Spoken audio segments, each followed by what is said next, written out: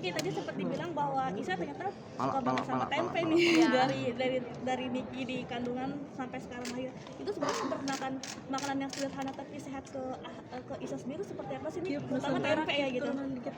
Oh iya, karena kita semua tahu kan tempe itu kan makanan khas Indonesia dan proteinnya juga tinggi, terus bagus dan murah juga gitu. Jadi karena saat hamil aku tuh hampir setiap hari makan tempe, nggak tahu aku tuh mau banget makan tempe. Terus pada saat Isa mulai empati, aku cobain tempe sekali ke Isa tuh bisa makan banyak banget tempe gitu. Jadi menurut aku tempe adalah makanan favoritnya dia. Dia bisa makan nasi pakai tempe aja kalau misalkan dia lagi bosan makan apapun. Selain tempe apa lagi nih?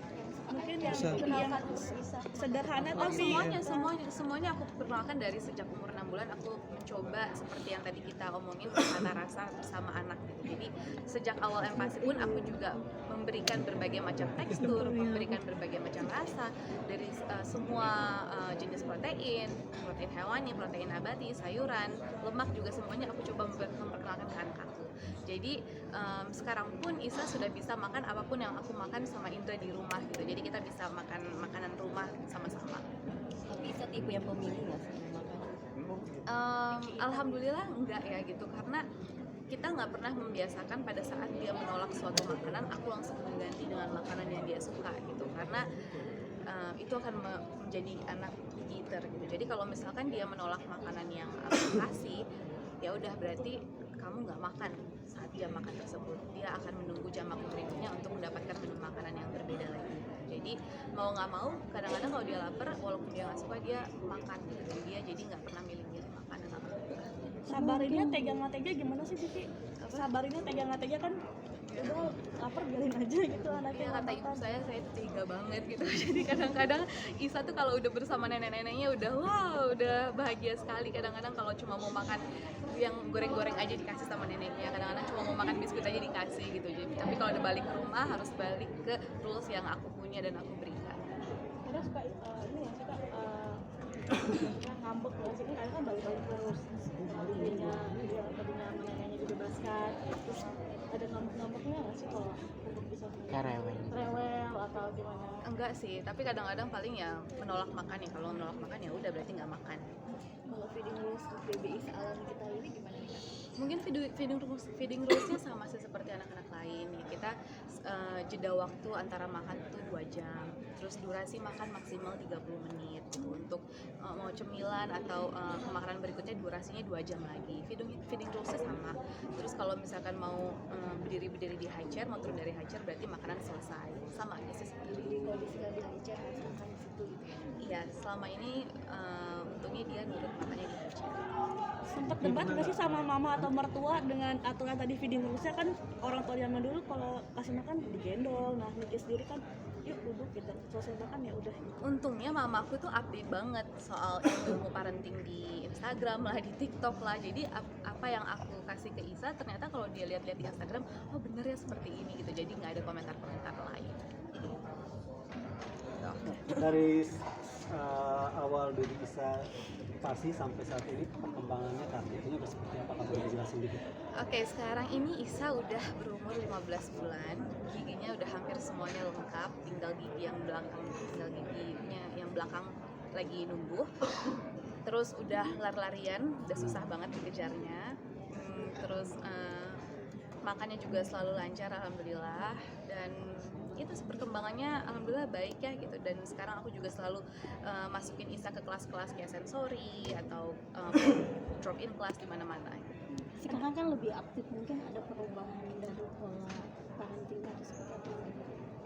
Nggak ada sih, masih sama aja gitu. Karena mungkin memorinya dia selalu tersimpan kalau oke, jam segini aku bangun, jam segini aku makan, terus jam tidur tuh jam segini gitu. Jadi sampai sekarang pun karena jamnya nggak ada yang berubah, dia tuh masih mengikuti schedule yang lama gitu. Jadi jam 6 pun kita tetap bedtime rutin, terus jam 6:30 udah tidur, sampai sekarang seperti itu. Niki kalau boleh tahu Isa tuh dalam sehari ikut berapa kelas sih? Aktivitasnya apa jadi kelas-kelas itu?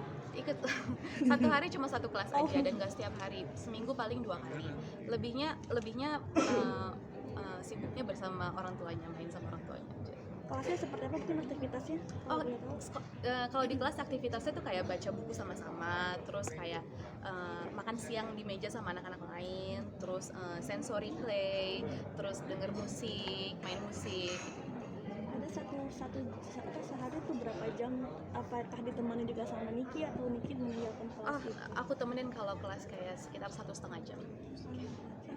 Ini bicara soal anak, mungkin kan sebentar lagi Hari Anak Nasional. Kakak sendiri memperingati Hari Anak Nasional seperti apa? Dan menurutnya seperti apa? Ya mungkin dengan memberikan harapan-harapan untuk seluruh anak-anak di Indonesia, semoga anak Indonesia bisa tumbuh menjadi anak yang bahagia dan menjadi anak yang sehat untuk generasi penerus kita. Niki kan sekarang kalau kelihatan kan cheerful banget yang ngurus anak, tapi pernah nggak sih ngalamin stres mengurus anak gitu kan, atau gimana nah? Pernah dong, pasti pernah gitu. Walaupun memang karena mungkin aku berakting dari umur 8 tahun kali ya, jadi kalau misalnya di depan anak tuh kayak senyum, iya nggak apa-apa. Cuma kalau misalkan udah anak nggak ada di depan kita, sama juga kayak ibu-ibu lain, kayak marah, nangis kadang-kadang kalau malam-malam sama aja sih. Ada me time nggak sih kita kalau di tengah kesibukan kayak gitu? Makanya aku melakukan bedtime rutin anak-anak tuh, makanya aku melakukan bedtime rutin Isa jam 6.30 supaya Isa udah tidur jam 6.30, terus kita bisa me time gitu. Aku bisa nonton sama suami aku gitu, atau enggak kita bisa dinner, atau enggak aku bisa nonton sendirian di living room gitu. Itu menurut aku sangat me time ya buat seorang ibu. Nonton udah sederhana. Iya, sederhana banget. Untuk waktu sendiri tanpa anak tuh juga me time. Kalau kegiatan bapaknya sama Bisa apanya? Sorry? Kegiatan bapaknya. Karena Indra tuh selalu berusaha dinner di rumah sama Isa. Jadi kayak jam 5 dia tuh udah pasti di rumah untuk dinner sama Isa. Karena kan jam makan bersama anak itu benar-benar sangat bermanfaat sekali ya. Terus kalau hari Minggu kita tuh pasti family time, kita bertiga bisa pergi kemana. Niki kan hal-hal yang mengganggu pikiran kan bukan cuma dari baby Isa, tapi kan dari luar juga ada gitu kan. Membagikan hal-hal itu supaya nggak berpengaruh ke baby Isa seperti apa mungkin Niki? Pasti berbeda lah, nggak akan berpengaruh sama sekali gitu, karena dua hal yang berbeda aku bisa tidak menggabungkannya tuh bisa. Seperti apa mungkin caranya, mungkin kan ada mamam juga yang udah punya masalah apa nih, nah terus akhirnya menghadapi anak tetap harus senyum segala macamnya gitu. Ya menurut aku sama aja sih sama ibu-ibu yang lain, walaupun kita mempunyai masalah sendiri, cuma sama anak kan memang harus tetap profesional gitu sebagai ibu, karena kita mempunyai dua pekerjaan juga kan, menjadi istri, menjadi ibu gitu. Jadi sama-sama harus profesional menjalani pekerjaan itu. Pertanyaan lain terkait dengan empati atau mitos dan fakta terkait empati lagi? Lagi pernah masak untuk Bisa yang sulit nggak pas empati gitu? Yang agak sulit gitu masak? Untuk masak yang sulit enggak, kan aku nggak bisa masak, jadi kayak aku selalu menyontek resep-resep yang mudah-mudah aja. Oke, Untuk nanti di Hari Anak Nasional mungkin ada rencana apa? rencananya sih nggak ada rencana sih, paling aku jalan-jalan sama keluarga aja sih ke Singapura. Aduh, alhamdulillah banget ya gitu. Sebenarnya aku agak malu karena new moms kan, untuk dijadiin role model gitu. Aku pun juga sebagai ibu baru masih belajar banget dengan sesama ibu lain gitu, dan sama dokter-dokter yang memang baik sekali memberikan edukasi gratis di sosial media gitu. Jadi menurut aku kita sesama ibu tuh saling support, kita adalah support sistem satu sama lain. Jadi ada Rencananya inspirasi empati. inspirasi dari mana aja? Dari ibu-ibu hebat di Instagram kan banyak sekali ya membagikan resep-resep baby booster lah dan segala macam di Instagram, dan di website Royco juga diberikan secara gratis resep-resep empati buat Hopi. Niki, terakhir mohon maaf semua Niki boleh boleh enggak gitu kan? Ini yang soal yang kemarin yang ada masalah yang kemarin suami juga masih gugut gitu. Nggak usah ya. Iya. Mbak. Bahwa Seperti apa? ada mungkin Tapi kalau dari Niki sendiri ada kepikiran nggak Niki seperti itu? Maaf kalau itu nggak usah ya. ngeganggu Teman untuk karena itu juga Karena juga nggak ada batasnya. 10,4 M gimana nih? Ada lagi pertanyaannya? Nggak ada ya. Berarti rencananya yang mau ke Singapura itu dengan anak-anak mungkin rencana akan seperti apa, liburan saja atau seperti apa? Iya, liburan aja. Terima Liburan kasih. aja. Hari spesial Hari Anak. Terima kasih banyak. Kembali aja untuk Indra Niki. Di mana? Niki. Di sini ya. Di belakang ini ya. Hai, terima kasih sudah menonton. Jangan lupa subscribe, like, comment, and share.